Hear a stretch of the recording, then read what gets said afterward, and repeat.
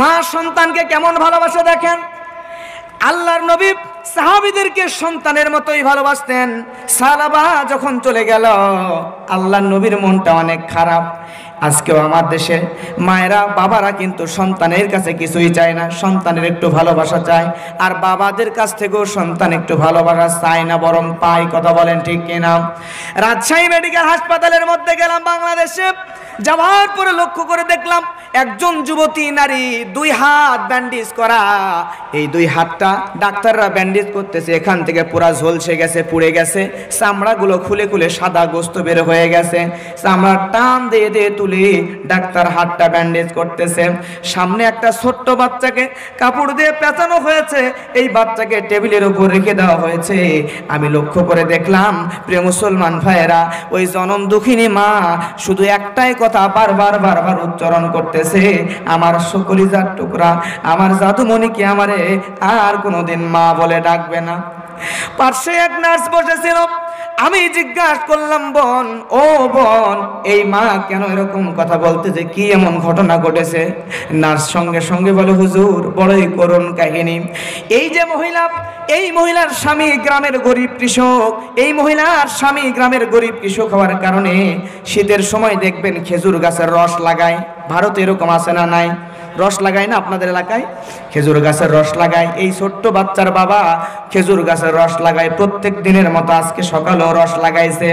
ওই রসগুলো বাসায় আনার পরে বড় একটা ডেস্কির মধ্যে ডালার পরে ওই রসগুলো ডেস্কির মধ্যে ঢেলে ওই রসগুলো আগুন দিয়া জাল দিয়া গুড় বানায় বাজারে বিক্রি করে যা টাকা পয়সা পায় এটা দিয়ে সংসার চালায়। হুজুর, প্রত্যেক দিনের মতো আজকেও সকালবেলা এই ছোট্ট বাচ্চার মা ওই রসের ডেস্কি রাখছে, বাবা রসগুলো ঢেলে ওই ডেস্কির মধ্যে রসগুলো ঢেলে বাজারের জন্য বের হয়ে গেছে। এমন সময় জনম দুঃখিনী মা, দরদের আম্মা, মা কি জিনিস মা, এই মা ওই রসের ডেস্কি উনুনের উপরে তুলে দিয়ে বাড়ির সামনে আঙ্গিনার ভিতরে উনুনের মধ্যে চুলার এই রসের ডেস্কিটা তুলে দিয়েছে। রসের ডেস্কিটা তুলে দেওয়ার পরে মা এইবার ওই রস যখন টকবক টকবক করে ফুটতেছে, চুলার ভিতরে জল জল করতেছে খড়ি, জনম দুঃখিনী মা একটু সময়ের জন্য কোনো কাজের জন্য ঘরের মধ্যে ঢুকছে। মা যখন ঘরের মধ্যে ঢুকছে, ও ভারতের মুসলমান, দেখেন তো চোখ দিয়ে এক ফোঁটাও পানি পড়ে কিনা। চোখ দিয়ে পানি পড়লে বুঝবেন আপনার সন্তানকেও আপনি কত ভালোবাসেন, আপনাকেও আপনার বাবা মা কত ভালোবেসেছে। জনম দুঃখিনী মা ঘরের মধ্যে যখন চলে গেল, যাওয়ার পরে ছোট্ট বাচ্চা বুঝতে পারে নাই, কেবল হাঁটা চলা শিখছে। এই বাচ্চাটা রসের ডেস্কির আশেপাশে দিয়ে খেলা শুরু করছে, ঘোরা শুরু করছে। রসের ডেস্কির আশেপাশে দিয়ে ঘুরতে ঘুরতে খেলতে খেলতে হঠাৎ করে মা ঘরের মধ্যে, আর বাচ্চাটা পা হড়কায়া রসের গরম জ্বলন্ত টকবগে রসের ডেস্কির মধ্যে পড়ে গেছে। রসের ডেস্কির মধ্যে যখন পড়ে গেল, পড়ে যাওয়ার পরে এই সন্তান একবার মা মা বলে ডাক দিছে। দেওয়ার পরে জনম দুঃখিনী মা, দরদের আম্মা জান সহ্য করতে না পেরে ডাইরেক্ট দেখে আমার সন্তান কেন আমারে মা বলে ডাক দিল। জনম দুঃখিনী মা দৌড় দিয়ে ঘরের মধ্যে থেকে বের হলো। সন্তানের ডাক শুনে বের হতে গিয়া তাকায় নজর করে দেখে আমার কলিজার টুকরার সন্তান, আমার জাদুমণি নয়নের পুতুলি আমার চোখের সামনেই উনুনের ভিতরে ওই রসের গরম ডেস্কির মধ্যে পড়ে গেল। মায়ের আর সহ্য হয় না।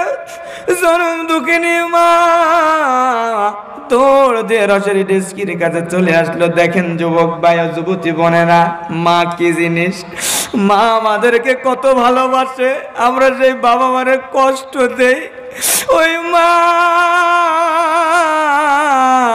দৌড় দিয়ে আসার পরে একটা বারের জন্য চিন্তা করলো না, আমি যদি এই রসের ডেস্কির মধ্যে 2টা হাত ঢুকায়া দেই তাহলে মনে হয় আমার এই সন্তানকে তুলতে গেলে আমার 2 হাত ঝলসে যাবে, পুড়ে যাবে। এই কথা মা একটা বারের জন্য চিন্তা করলো না। জনম দুঃখিনী মা চিন্তা না করে ডাইরেক্ট রসের ডেস্কির মধ্যে দুইখানা হাত ঢুকায় দিল। আল্লাহু আকবার। রসের ডেস্কির মধ্যে হাত ঢুকায় দেওয়ার পরে এইবার সন্তানকে তুলে গরম রশির মধ্যে থেকে শয়তান সন্তানকে তুলে বুকের মধ্যে জড়ায় ধরছে। বুকের মধ্যে জড়ায় ধরার পরে মায়ের শাড়ির সঙ্গে আঁচলের সঙ্গে সন্তানের চামড়াগুলো লেগে গেছে। মায়ের দুই হাতটা ঝলসে গেছে, রক বের হয়ে গেছে। এলাকাতে লোকজন জড়ো হয়ে গেল। জড়ো হয়ে যাওয়ার পরে মায়ের কাছে এসে ওই মায়ের কাছ থেকে সন্তানকে নিয়ে মা সন্তান দুইজনকে হাসপাতালে ভর্তি করছে। বাস্তব ঘটনা, হাসপাতালে ভর্তি করার পরে সন্তান মারা গেছে তখনই তারপর মাকে সান্ত্বনা দেওয়ার জন্য ব্যান্ডেজ করে মায়ের সামনে টেবিলের মধ্যে রাখছে। আমি লক্ষ্য করে দেখলাম জনম দুঃখিনী মা ওই ডাক্তাররা হাতের মধ্যে থেকে এই চামড়াগুলো ধরে ধরে টান দিয়ে দিয়ে খুলতেছি। চামড়াগুলো টান দিলে আমরা সামান্য রক্ত নেওয়ার জন্য যখন হাতের মধ্যে সুচ ঢুকানো হয় তখন আমরা কত জোরে জোরে চিৎকার দিয়ে ওঠে, কিন্তু মা একটা বারের জন্য আহ ইস উ শব্দ পর্যন্ত করে না। টান টান দিয়ে দিয়ে চামড়াগুলো খুলে নেয় আর ব্যান্ডেজ করে দেয়। আর জনম দুঃখিনী মা আহ ও শব্দ না করে শুধু একটাই কথা বলে, আমার জাদুমণি, আমার কলেজার টুকরা সন্তান, আমার কি আর কোনোদিন মা বলে ডাকবে না? জোরে বলেন আল্লাহু আকবার। এই জনম দুঃখিনী মা আজকে আমাদের মধ্যে অনেকের দুনিয়া ছেড়ে বিদায় হয়ে গেছে। কার কার মা দুনিয়া থেকে বিদায় হয়ে গেছে একটু হাতটা তুলে দেখান। ডান হাতটা তোলেন ভাই, তোলেন তোলেন। মা কার না, মা কার না, একটু হাত তোলেন, তুলে রাখেন। তোলেন না ভাই, আজকেই তো আর বেশি দিন নয়। কার মান একটু তোলেন, তুলে থাকেন, তোলেন না তোলেন না। এখন যাদের বাবা নাই, বাবা কার নাই একটু হাতটা তোলেন তো, বাবা নাই। আমার দরদের আব্বা জান 8 বছর আগে দুনিয়া ছেড়ে বিদায় হয়ে গেছে। এই দুনিয়া থেকে আমার বাবাও চলে গেছে। আমি বুঝি বাবা হারানোর কত কষ্ট। আমার বাবা আমারে বাড়ি দিল, গাড়ি দিল, সম্পদ দিল, টাকা দিল, পয়সা দিল, সব বাবা দিল। কিন্তু ওই দরদের আব্বা জানের জন্য আমি শুধুমাত্র একটা মাত্র স্যান্ডেল জুতা পর্যন্ত কিনে দেওয়ার আগেই বাবা দুনিয়া ছেড়ে বিদায় হয়ে চলে গেল। এই বাবা মা আমাদের যাদের চলে গেছে, এইখান থেকে আমি মাত্র 10টা ভাইকে চাইব, বাবা মা দুনিয়া ছেড়ে বিদায় হয়ে গেছে, বাবা মার জন্য 2টা 1000 করে 1000 করে টাকা দেবেন এই মাহফিল সফল করার জন্য। একটু হাত তুলে বলবেন ভাই 2000 1000 টাকা দেবেন, একটু হাত তোলেন। আমাদের জনম দুঃখিনী মা দুনিয়া ছেড়ে বিদায় হয়ে গেছে। কার? জনম দুঃখিনী মা দরদের আব্বা জান না, একটু হাত তোলেন তো ভাই, তোলেন, একজন তোলেন। আমার মুসলমান ভাইরা তোলেন। একজন যুবক ভাই স্পেশাল করে তার জন্য, মায়ের জন্য, বাবার জন্য দোয়া করে দিব। প্রিয় মুসলমান ভাইরা, আজকে আমাদের জনম দুঃখিনী মা দরদের আব্বা জান অনেকের দুনিয়া থেকে চলে গেছে। থাকেন জানেন, তখন আল্লাহর নবী বলে দিলেন তোমাদের মধ্যে এখন আর তালাক নয়, বরং 2 জনের মধ্যে লিআন করে দেওয়া হোক। জোরে বলেন আল্লাহু আকবার।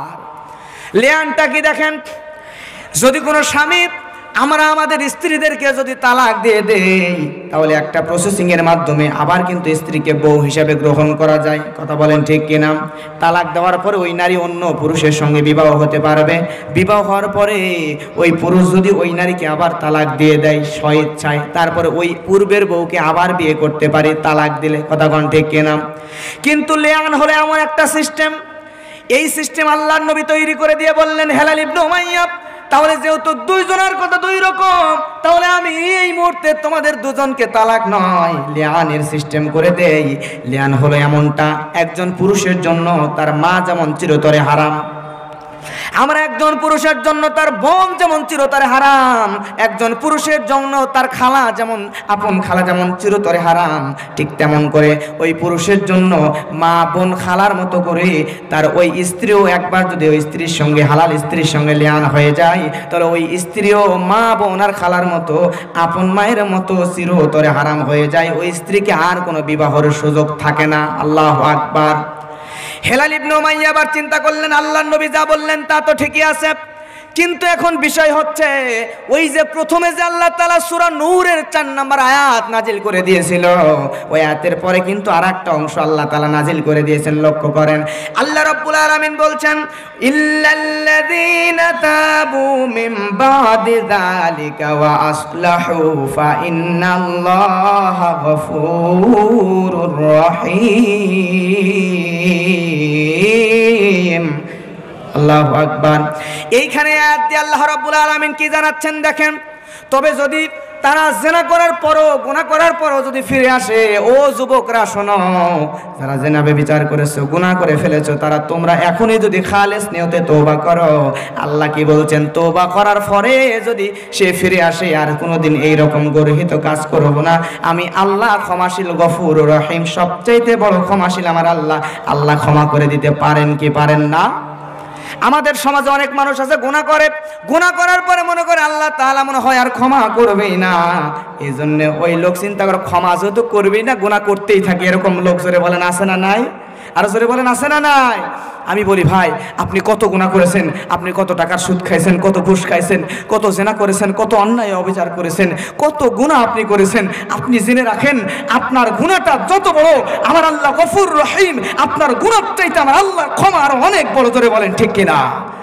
অতএব প্রিয় ভাইরা, আপনি যতই গুনাহ করেন না কেন, আপনি আজকেই যদি আল্লাহর নিকট তওবা করেন, ক্ষমা চান, খালেস নিয়তে আর কোনোদিন এই গুনাহ করব না, এইরকম তওবা আল্লাহর দরবারে করলে আল্লাহ আপনাকে মাফ করে জান্নাতি মানুষ বানায় দিলেও দিতে পারেন। কথা বলেন ঠিক কিনা? আমার মুসলমান ভাইরা, এইবার হেলাল ইবনে উমাইয়া আল্লাহর নবীকে বলছেন, ইয়া রাসূলুল্লাহ, ইয়া হাবিবাল্লাহ, ও নবী গো, আমার স্ত্রী জিনা করেছে, শয়তানের কুমন্ত্রণায় পড়ে আমি আমার স্ত্রীকে মাফ করে দিলাম গো নবী। এই মুহূর্তে আমার স্ত্রীকে আপনি লিয়ান করাবেন না, বরং আমার স্ত্রীর সঙ্গে লিয়ান না করায়া আমার স্ত্রীর সঙ্গে আপনি আমারে তালাক করায়া দেন, কারণ আমার স্ত্রী পরবর্তীতে তওবা করে আবার তো ফিরে আসতে পারে। কথা বলেন ঠিক কিনা? তওবা করে ফিরে আসতে পারে, এই জন্য আমার স্ত্রীর সঙ্গে আমারে তালাক দিয়ে দিচ্ছি, আমার স্ত্রীকে আপনি লিয়ান করবেন না। আল্লাহর নবীর সঙ্গে সঙ্গে তখন বললেন, আচ্ছা ঠিক আছে। এই মুহূর্তে হেলাল ইবনে উমাইয়া তার স্ত্রীকে তালাক দিয়ে দিল। তালাক দেওয়ার পরে হেলাল ইবনে উমাইয়া রাস্তা দিয়ে হেঁটে চলে যাচ্ছে, আর এইদিকে হেলাল ইবনে উমাইয়ার স্ত্রী আর এক দিক দিয়ে রাস্তা ধরছে, দুইজন দুই দিক দিয়ে চলে যায়। এখন লক্ষ্য করেন, আল্লাহ তাআলা চাইলে এই সবগুলো আয়াত একসঙ্গে নাজিল করতে পারতেন কিনা? নূরের সব আয়াত আল্লাহ তাআলা একসঙ্গে নাজিল করতে পারতেন, কিন্তু এক সপ্তাহ পরে আল্লাহ 1 মাসের অধিক সময় নিয়ে নিলেন। কারণ হলো কি? কারণ দেখেন, হেলাল ইবনে উমাইয়ার স্ত্রী যখন রাস্তা দিয়ে হেঁটে যাচ্ছে, যাইতে যাইতে বলেন তো, সন্তান পেটের মধ্যে আসলে নারীরা গর্ভবতী হলে লক্ষণ কিছু বোঝা যায় কি যায় না? জোরে বলেন, যায় কি যায় না? হেলাল ইবনে উমাইয়ার স্ত্রী এবার রাস্তা দিয়ে যাওয়ার সময় হঠাৎ করে বমি বমি ভাব শুরু হয়ে গেল। বমি বমি ভাব শুরু হয়ে যাওয়ার কারণে হেলাল ইবনে উমাইয়ার স্ত্রী বুঝতে পারলেন, আমার তো পেটের মধ্যে সন্তান, আমি এখন গর্ভবতী, কি করা যায়? এতক্ষণ হেলাল ইবনে উমাইয়া তার স্ত্রীর বিরুদ্ধে আল্লাহর নবীর দরবারে নালিশ করছে, কিন্তু এইবার হেলাল ইবনে উমাইয়ার স্ত্রী আল্লাহর নবীর দরবারে এসে বলে, ইয়া রাসূলুল্লাহ, এতক্ষণ আমার স্বামী আমার বিরুদ্ধে মামলা দিছে, কিন্তু এখন আমি আমার স্বামীর বিরুদ্ধে মামলা দিতে চাই। আল্লাহু আকবার। হেলাল ইবনে উমাইয়ার বিবি বলে, ইয়া রাসূলুল্লাহ, আমার পেটের মধ্যে হেলাল ইবনে উমাইয়ার স্ত্রী, হেলাল ইবনে উমাইয়ার সন্তান, আমার পেটের মধ্যে তার সন্তান থাকার কারণে নবী গো, সে আমার যে তালাক দিয়া দিল, এখন আমার এই সন্তান নিয়ে আমি কি করব? আল্লাহর নবী, আপনি একটু বলেন, আমি এই সন্তানকে নিয়ে আমি কি করব? এই সন্তানের ভরণ পোষণ দিবে না বলে হেলাল ইবনে উমাইয়া আমার সঙ্গে অভিনয়গুলো করেছে। নাউজুবিল্লাহ। এইবার হেলাল ইবনে উমাইয়া কি করল? আল্লাহর নবী তাকেও ডাকলো।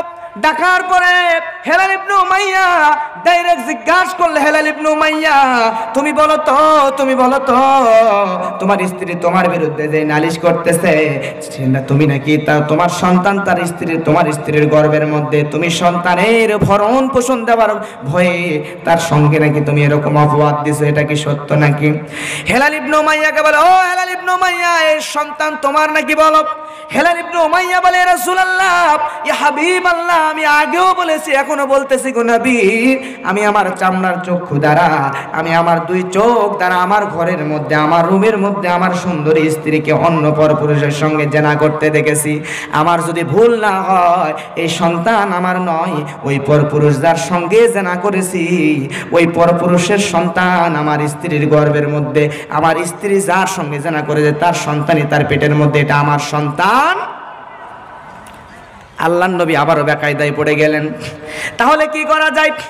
খুব গভীর মনোযোগ। আল্লাহর নবী টেনশনে পড়ে গেলেন, চিন্তিত হয়ে গেলেন, কি করা যায়, কি করা যায়। আল্লাহর নবী এবার হেলাল ইবনে উমাইয়ার স্ত্রীকে বলে, স্ত্রী বলে আল্লাহর নবী এটা আমার স্বামীর সন্তান। স্বামী বলে না, এটা জেনাকারী পুরুষের ব্যভিচার করেছে, যার সাথে তার সন্তান।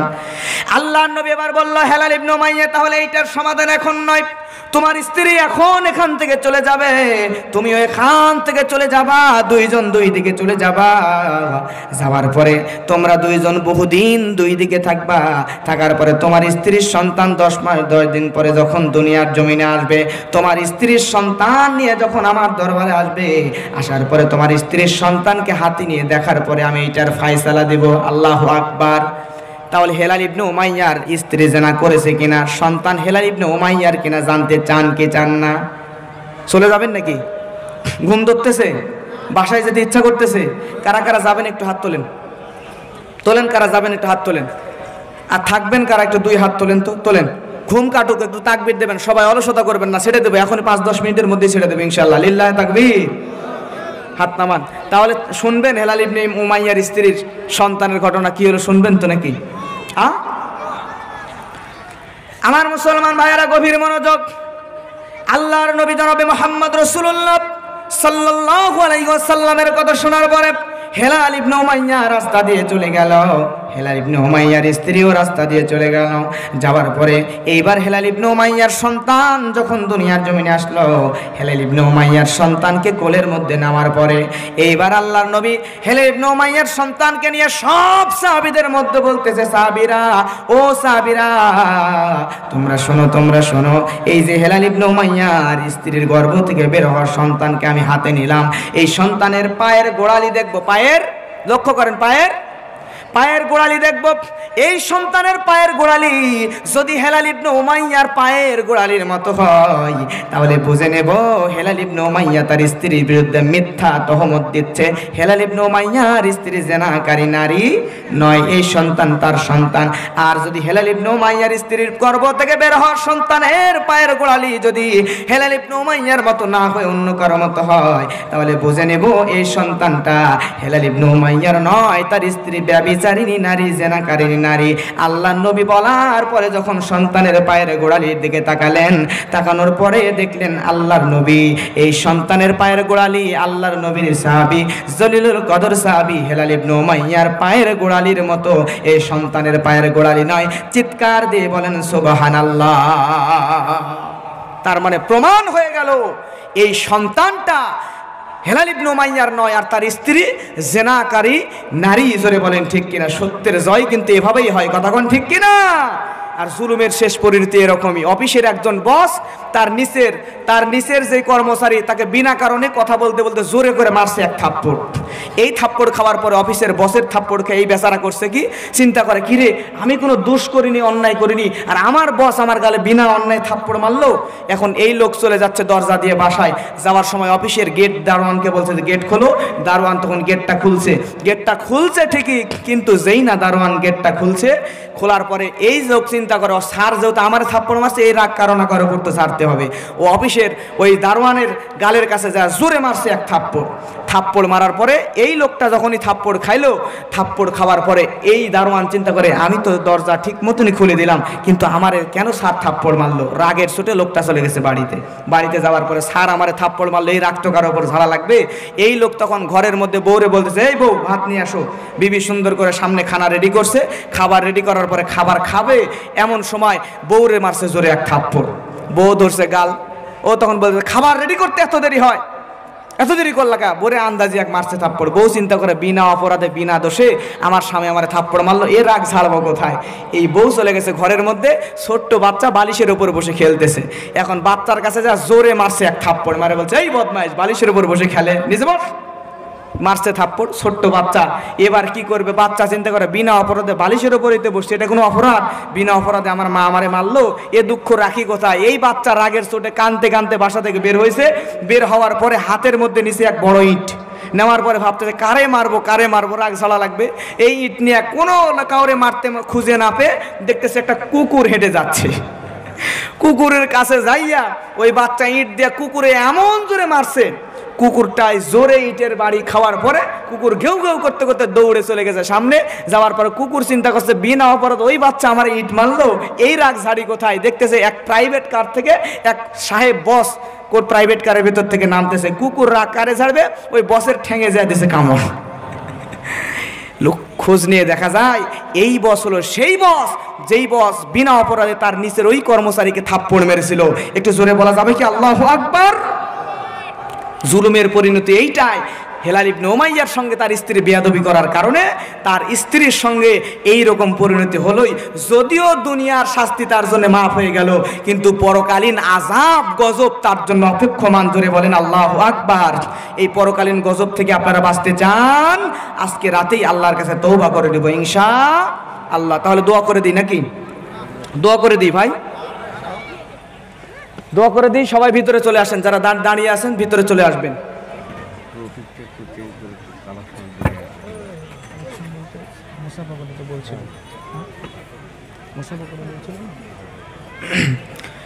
ভিতরে ঢুকে যান, ভিতরে ঢুকে যান, দোয়া করে দিব এখনই। ওই যে সাহাবা রাদিয়াল্লাহু তাআলা আনহু মনে আছে না? ভুলে গেছেন? ভুলে গেছেন?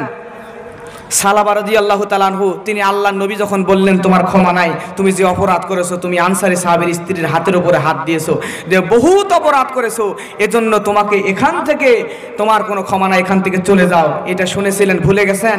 শুনবেন কারা কারা? একটু হাত তোলেন তো, তোলেন। আলহামদুলিল্লাহ, লিল্লাহি তাকবীর। আমার মুসলমান ভাইরা, আর অল্প সময় গভীর মনোযোগ শেষ করে দিব। আল্লাহর নবীর সাহাবী হযরতে সালাবা রাদিয়াল্লাহু তাআলা আনহু তিনি যখন চলে গেলেন, যাওয়ার পরে ওইখান থেকে দৌড় দিয়ে চলে গেলেন। যাওয়ার পরে আল্লাহর নবী সাহাবীদেরকে নিজের সন্তানের মতোই ভালোবাসতেন।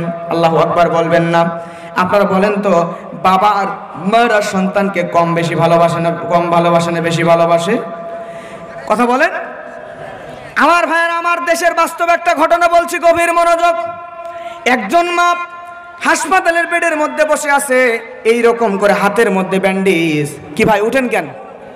এই যে কয়জন উঠে কে?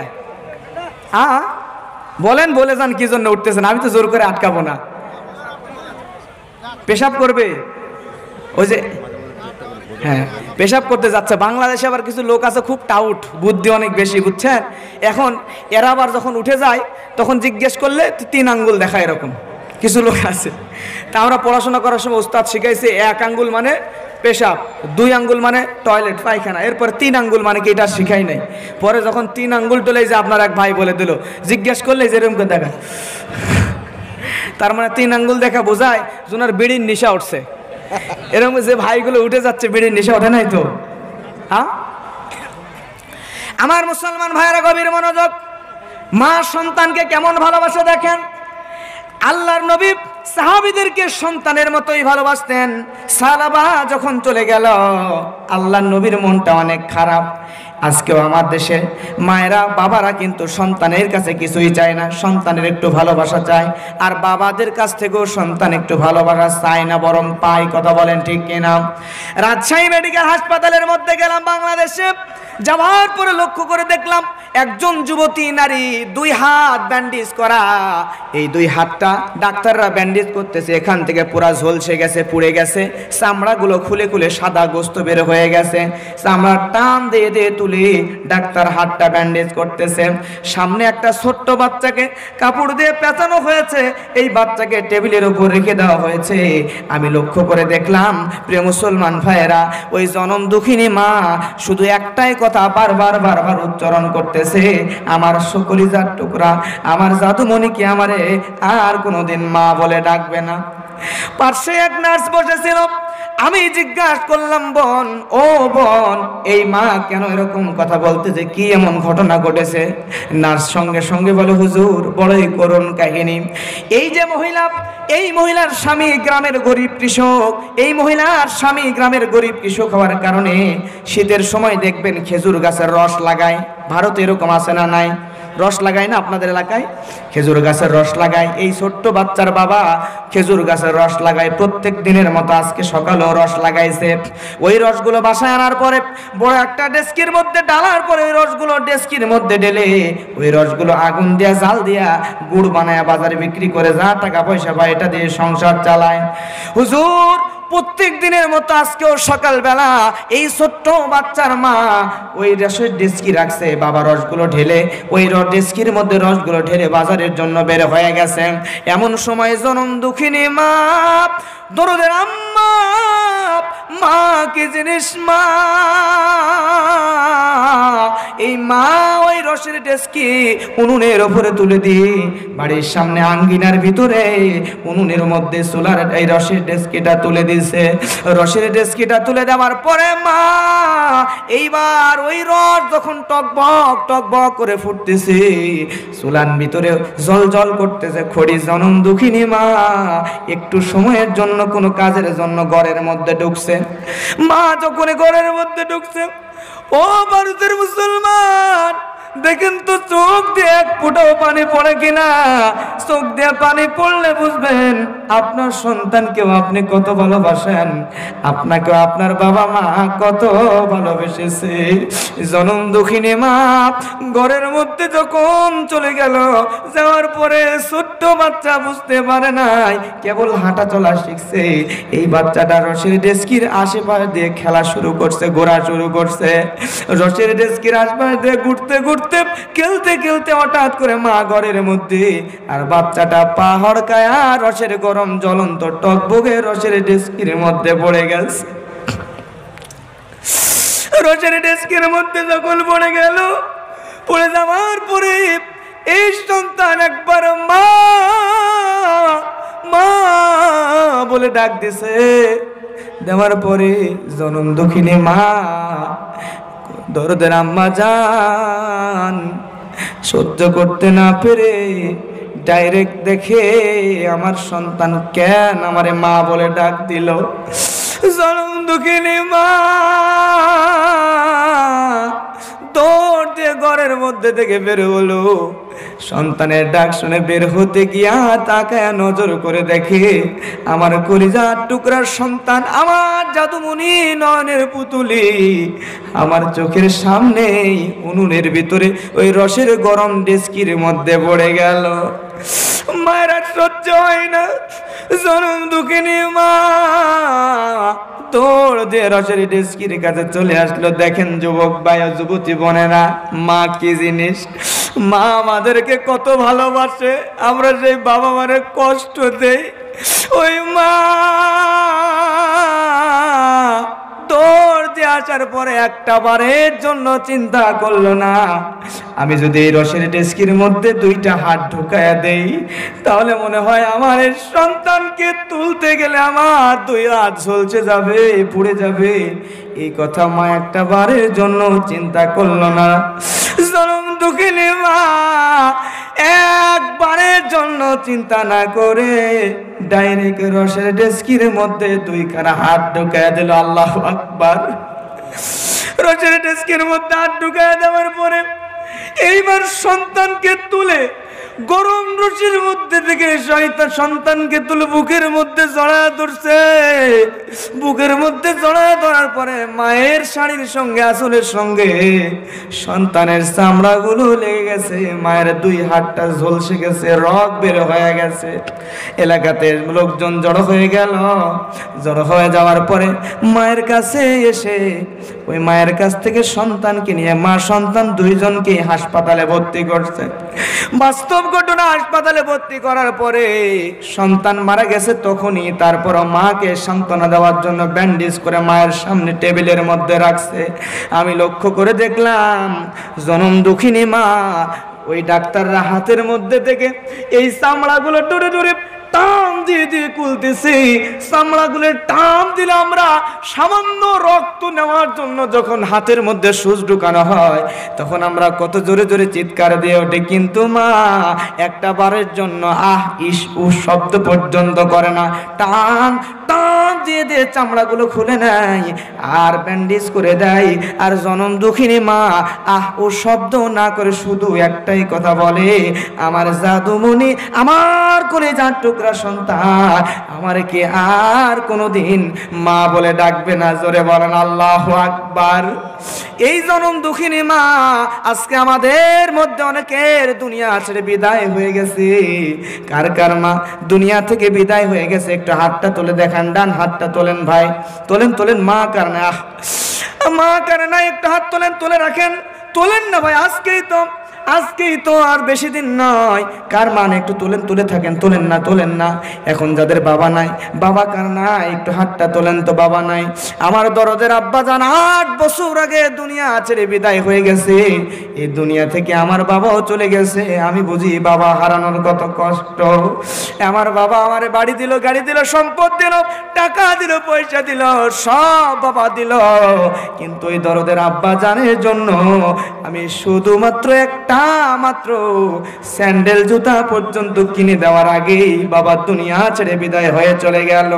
এই বাবা মা আমাদের যাদের চলে গেছে, এইখান থেকে আমি মাত্র 10টা ভাইকে চাইব, বাবা মা দুনিয়া ছেড়ে বিদায় হয়ে গেছে, বাবা মার জন্য 2টা 1000 করে 1000 করে টাকা দেবেন এই মাহফিল সফল করার জন্য।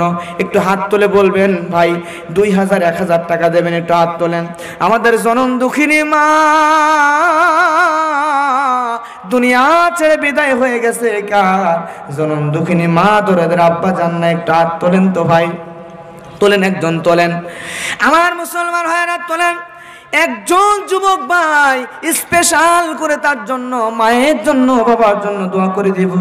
প্রিয় মুসলমান ভাইরা, আজকে আমাদের জনম দুঃখিনী মা দরদের আব্বা জান অনেকের দুনিয়া থেকে চলে গেছে। চাদর দিছে যুবক ভাইরা, কই চাদর দিছিল?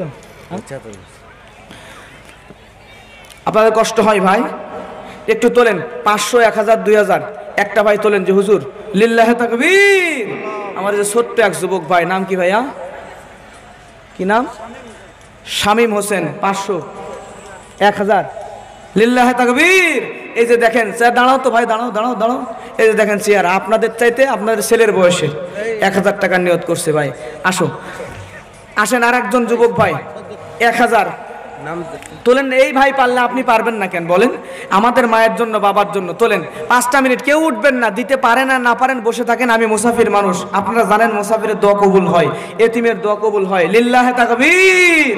আমার যুবক ভাই যে 1000 টাকা, আসেন। আর কে আছেন তাড়াতাড়ি, 10টা মানুষ, 10টা 1000 করে টাকা দেবেন। একটু হাত তোলেন যুবক ভাই, তোলেন। আর একজন তোলেন, সাহস করে তোলেন না, পারবেন তো? সাহস করে তোলেন, আল্লাহ ব্যবস্থা করে দেবে। মা বোনদের মধ্যে থেকেও যারা পারবেন পাঠিয়ে দেবেন। 1000 2000 500 তাড়াতাড়ি আসেন।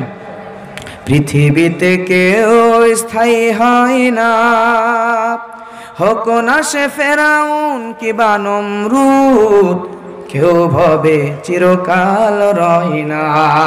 পৃথিবীতে কেউ স্থায়ী হয় না, ছেড়ে যায় সব, ছেড়ে যেতে হয়। মৃত্যু মানে না কোনো পরিচয়, ছেড়ে যায় সব, ছেড়ে যেতে হয়। আমার একজন মা 500 টাকা, আল্লাহ কবুল করুক, ধরে বলেন আমিন। আসেন ভাই, তাড়াতাড়ি তাড়াতাড়ি শেষ করে দেবো, 5 মিনিট। এরপরে আমি মুসাফির মানুষ, আপনাদের কাছ থেকে এই মাহফিলেই যারা যাবেন, যাওয়ার আগে দিয়ে আমার সাথে মুসাফা করে আমার হাতেই এই মাহফিলের জন্য আমার সাথে মুসাফা করে যাবেন, দোয়া করবো। আমার সাথে যেই ভাইয়েরা মুসাফা করবেন, আমি রমজানের মধ্যে নিয়ত করেছি ওমরায় যাব, এরপরে হজে গেলেও সেখানেও দোয়া করে দেবো, কাবার গিলাফ ধরে দোয়া করবো, আল্লাহ এই মাহফিলে যেই মানুষগুলা আমার হাতে হাত রেখে মাহফিলের জন্য টাকা দিয়ে গেছে, এই ভাইদের, এই যুবকদের সবাইকে তুমি একটা বার করে হলো তোমার কাবা জিয়ারতে তৌফিক দান করে দেই, দোয়া করে দেবো ইনশাআল্লাহ।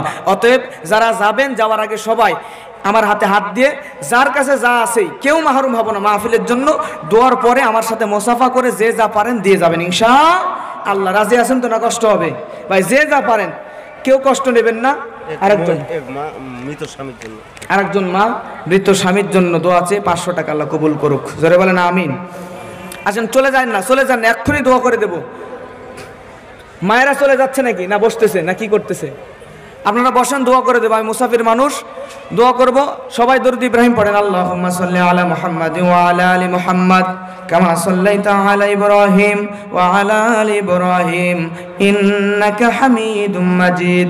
আল্লাহুম্মা বারিক আলা মুহাম্মাদ ওয়া আলা আলি মুহাম্মাদ কামা বারাকতা আলা ইব্রাহিম ওয়া আলা আলি ইব্রাহিম ইন্নাকা হামিদুম মাজিদ। ওই সঙ্গে দোয়া করে দিন, দোয়া করে দিলাম। ওই দোয়া করে দিলাম। দোয়ার পরে সবাই মুসাফা করে যাবেন ইনশাআল্লাহ। আমিন। ربنا ظلمنا أنفسنا وإن لم تغفر لنا وترحمنا لنكونن من الخاسرين رب ارحمهما كما ربياني صغيرا رب ارحمهما كما ربياني صغيرا رب ارحمهما كما ربياني صغيرا আল্লাহ রাব্বুল আলামিন চেয়ে দেখো আল্লাহ হাজার হাজার মানুষের মধ্যে থেকে আল্লাহ খুরখুরিয়া দক্ষিণ মহেশপুর আল্লাহ কতগুলো কোরআন পাগল বান্দা বান্দি আল্লাহ তো রাত পর্যন্ত কোরআন শোনার জন্য বসে আছে আল্লাহ। আল্লাহ আমি মনে করি তোমার আসমানের নিচে জমিনের উপরে আমার মতো গুনাহগার বান্দা আর একটাও নাই আল্লাহ।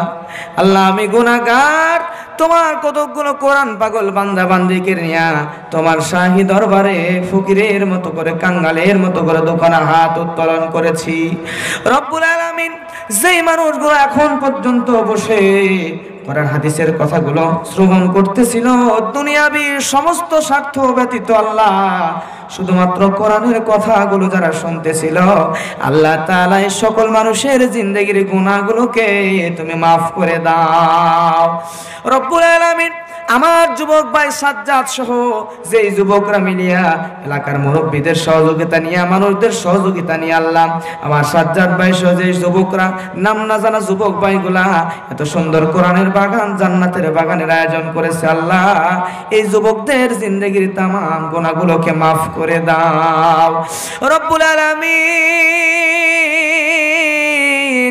আমার মা বোনেরা তো কষ্ট করে বসে আছে আল্লাহ আমার মা বোনদেরকে পর্দানিশী বানায় দাও জিন্দেগির গুনাহগুলোকে মাফ করে দাও রব্বুল আলামিন। আমার সামনে বসা যুবকরা আমার পর্দার আলের মা বোনরা যাদের বিবাহ হয় না এখনো আল্লাহ যুবকদেরকে দিনদার ইমানদার ইসলামিক মাইন্ডের নারীর সঙ্গে বিবাহের তৌফিক দান করে দাও রব্বুল আলামিন। আমার বোনদের মধ্যে যাদের এখনো বিবাহ হয় নাই ইসলামিক মাইন্ডের দিনদার পুরুষের সঙ্গে তুমি বিবাহের ব্যবস্থা করে দাও রব্বুল আলামিন। तमाम পৃথিবীর মধ্যে এই এলাকার মানুষগুলোকে আল্লাহ তুমি শান্তিতে রাখো তোমার মুসলমান বান্দাদেরকে তুমি মুসলমান বান্দাদের উপরে রহমত বর্ষণ করো আমাদের মধ্যে যাদের জনম দুঃখিনী মা আর দরদের আব্বা জান দুনিয়া ছেড়ে চলে গেছে আল্লাহ আল্লাহ ওই দরদের আব্বা জান আর জনম দুঃখিনী মা জানের কবরটাকে জান্নাতুল ফিরদাউসের টুকরা বানায় দাও আল্লাহ। খুরখুরিয়া দক্ষিণ মহেশপুর গ্রামে আমবাগানের নিচে বাঁশবাগানের নিচে কত মুমিন মুমিনাত শুয়ে আছে আল্লাহ সকলের আর পর সোয়া পৌঁছায় দাও রব্বুল আলামিন। আমাদের মধ্যে যারা আমিন আমিন করতেছে হাত তুলে আল্লাহ আল্লাহ অনেকের মধ্যে অনেক আশা অনেক চাওয়া আল্লাহ জানি না কার মনের মধ্যে কোন আশা কোন চাওয়া আল্লাহ সকলের মনের মধ্যে কার আশা পাওয়া আশা বড় আশা চাওয়া নেক নিয়তগুলো তুমি পূরণ করে দাও ওগো রব্বুল আলামিন।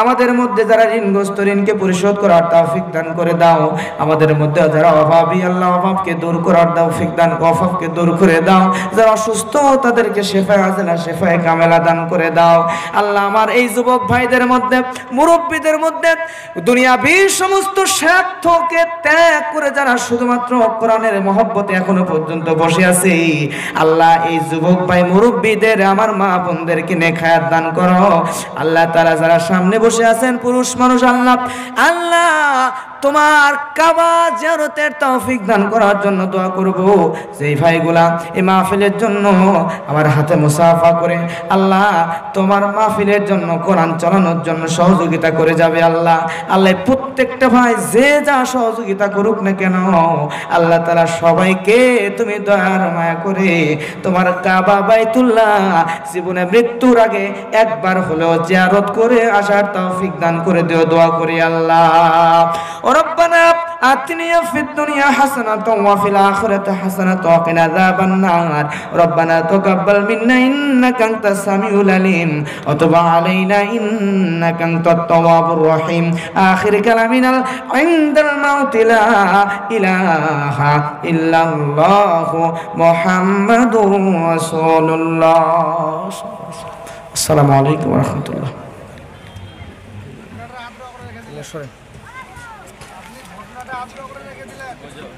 কোনটা? যে ঘটনাটা বলছিলেন আধুরা করবেন। ওহো, ওটা তো মনে করা দেন না, মনে করা দেবেন না, বলবেন না।